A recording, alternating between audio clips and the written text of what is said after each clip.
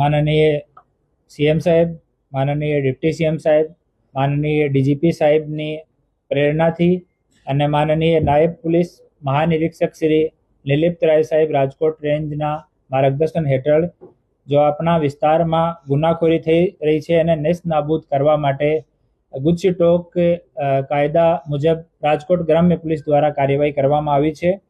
આમાં સંગઠિત ગુના આચરતી ટોળકી તરીકે એકબીજા સાથે મળીને એ લોકો છેલ્લા 10 વર્ષમાં સૌરાષ્ટ્ર વિસ્તારમાં રાજકોટ ગ્રામ્ય, સુરેન્દ્રનગર, બોટાદ, અમરેલી, ભાવનગર, જુનાગઢ, જામનગર, ગીર સોમનાથ, દેવભૂમિ, દ્વારકા, અમદાવાદ ગ્રામ્ય આ જિલ્લામાં મિલકત સંબંધિત અને શરીર સંબંધિત ગુના કરીને પોતાના આર્થિક લાભ સારું આચરી ભયનો વાતાવરણ ઊભો કરી આ ગુનાહિત ટોળકી તરીકે એ લોકો અપરાધ કરતા હતા. તો આ 19 આરોપી જો છે આમાં રણજીત ઉર્ફે બોડિયો એના વિરુદ્ધમાં 45 ગુના દર્જ છે. ભરત ઉર્ફે પથુ ભાવનગરનો રહેવાસી 32 ગુના એના વિરુદ્ધમાં નોંધાયેલા છે. ભયલુ મનુભાઈ વાઘેલા વલ્લભીપુર ભાવનગર 7 ગુના નોંધાયેલા છે. સંજય ઉર્ફે સીજે ભાવનગર 8 ગુના નોંધાયેલા છે. મુકેશ ઉર્ફે ભોપો 31 ગુના નોંધાયેલા છે. અજય ઉર્ફે બોડિયો 20 ગુના નોંધાયેલા છે. મંજી ઉર્ફે બાટલી 21 ગુના નોંધાયેલા છે. વિપુલ બચ્ચુભાઈ વણોદિયા બોટાદ 14 ગુના નોંધાયેલા છે. અશોક લાબુભાઈ સોલંકી 14 ગુના. સંજય બાવકુભાઈ 4 ગુના નોંધાયેલા છે. મંજી ઉર્ફે લાલો ઘોઘા ભાયાવદર 8 ગુના નોંધાયેલા છે. જગદીશ ઉર્ફે કાળિયો 6 ગુના નોંધાયેલા છે. ભરત ઉર્ફે બોડિયો પાલીતાણા ભાવનગર 18 ગુના નોંધાયેલા છે. રાજુ ઉર્ફે ભાણો ચોટીલા સુરેન્દ્રનગર 6 ગુના નોંધાયેલા છે. નરેશ જામનગર નિવાસી 8 ગુના નોંધાયેલા છે. દિનેશ ભાવનગરનો 5 ગુના નોંધાયેલા છે. અજીત ટીલો 5 ગુના. અર્જુન ભગવાનસિંહ વાઘેલા ભાવનગર 4 ગુના નોંધાયેલા છે. હીરા ઉર્ફે નાનો ગઢડા બોટાદ એમાં 4 ગુના નોંધાયેલા છે. આમાં પૂરી ટોળકી વિરુદ્ધમાં 92 જેટલા છેલ્લા 10 વર્ષમાં ગુના નોંધાયેલા છે. અને આ ટોળકી જિલ્લા વાઇઝ આપણે જોઈએ તો રાજકોટ ગ્રામ્ય જિલ્લામાં એના વિરુદ્ધમાં 14 ગુના હતા. ભાવનગરમાં 27 ગુના, અમરેલીમાં 11 ગુના, બોટાદમાં 19 ગુના, જુનાગઢમાં 3 ગુના, ગીર સોમનાથમાં 4 ગુના, દેવભૂમિ દ્વારકામાં 2 ગુના, જામનગરમાં 4, સુરેન્દ્રનગરમાં 6, મોરબી 1 અને અમદાવાદ ગ્રામ્ય 1. આમ કુલ 92 ગુના આ ટોળકી વિરુદ્ધમાં આપણા સૌરાષ્ટ્રના અલગ અલગ જિલ્લાઓમાં દાખલ હતા.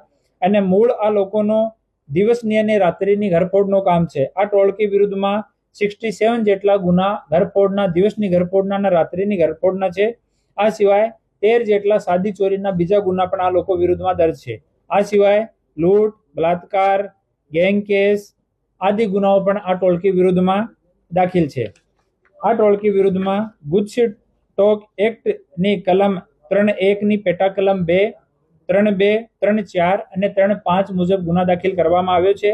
જેની તપાસ અમારા ડીવાયએસપી જેતપુર શ્રી રોહિત ડોડિયા કરી રહ્યા છીએ. આ કામગીરી કરવામાં રાજકોટ ગ્રામ્ય જિલ્લાની એલસીબીની team, PI VV Odedara, PSI Chavda, PSI Goyal, PSI Bhimani અને પીએસઆઈ પીએન ભરવાડ અને એની ટીમ દ્વારા આ પૂરી કાર્યવાહી કરવામાં આવી છે. હાલ આ 19 આરોપીઓમાંથી 15 આરોપીઓને 11 આરોપીઓને હસ્તગત કરવામાં આવ્યા છે.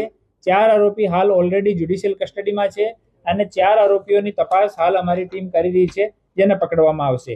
આ ગુનો દાખલ થવાથી આપણા સૌરાષ્ટ્ર વિસ્તારમાં અને ગુજરાતમાં જો ઘરફોડ ચોરી કરવાવાળા લોકો છે એના વિરુદ્ધમાં આ એક વ્યવસ્થિત પ્રયાસ છે. અને આમાં અમારા ડીઆઈજી શ્રીનું મહત્વપૂર્ણ માર્ગદર્શન પૂરા કેસ દરમિયાન હતો. આ ટોળકીનો મુખ્ય સૂત્રધાર રણજીત છે, જો હાલ વોન્ટેડ છે. એની અમે લોકો તપાસ કરી રહ્યા છીએ. પણ આનો કોઈ તમામ જો છે ને ભાવનગરની એક ચોરી કરવાવાળી ટોળકી તરીકે એ લોકો ફેમસ હતા. અને આમાં અલગ અલગ ગ્રુપ બનાવીને, કોઈ ગ્રુપમાં આમાંથી 5 લોકો હતા, કોઈમાં 4 હતા, કોઈમાં 3 હતા. અલગ અલગ ગ્રુપ વાઇઝ એ લોકો પૂરા આપણા વિસ્તારમાં ચોરીઓને અંજામ આપતા હતા. રાત્રિની ઘરફોડમાં જો પણ ઘર ખાલી મળે, રેકી વગેરે એ લોકો નહીં કરતા.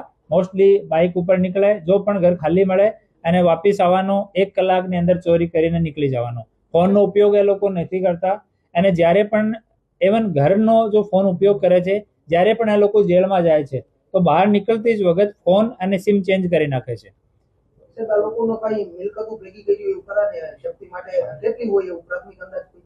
આમાં મિલકત સંબંધિત તપાસ હાલ ચાલુ છે. આમાં અલગ અલગ સરકારના વિભાગોથી અમારે માહિતી લેવાની હોય તો આ જ સરકારના તમામ વિભાગોને અમે લોકો માહિતી આપવાના છીએ. અહીંયાથી જેમ જેમ માહિતી મળશે તો એક વખત કલેક્ટ થયા પછી અમે આપ લોકોને ઇન્ફોર્મ કરીશું.